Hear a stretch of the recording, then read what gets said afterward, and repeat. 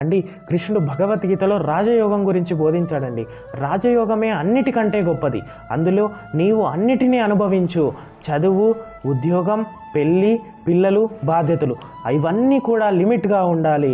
ఆశ్రమ ధర్మం ఏంటంటే అండి, నీవు జ్ఞానాన్ని నేర్చుకో, బ్రహ్మచర్యం నేర్చుకో, గృహస్థాశ్రమం తీసుకో, తరువాత వానప్రస్థానికి రా అని చెప్పాడండి. 50 ఏళ్ళ తరువాత నీకు పిల్లలకు బాధ్యతలు తీరిపోయి నీ కొడుకులకి కూతుర్లకి పెళ్ళిళ్ళు అయిన తరువాత వానప్రస్థాన్ని తీసుకొని నీవు వనాలకు వెళ్ళి ధ్యానం చేసుకో అని చెప్పాడండి.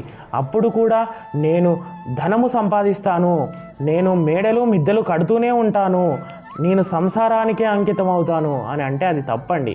కాబట్టి అందరూ భగవద్గీత చదివి అందులో ఉన్నటువంటి అర్థాన్ని అర్థము చేసుకొని ఫాలో అవ్వండి. హరే కృష్ణ.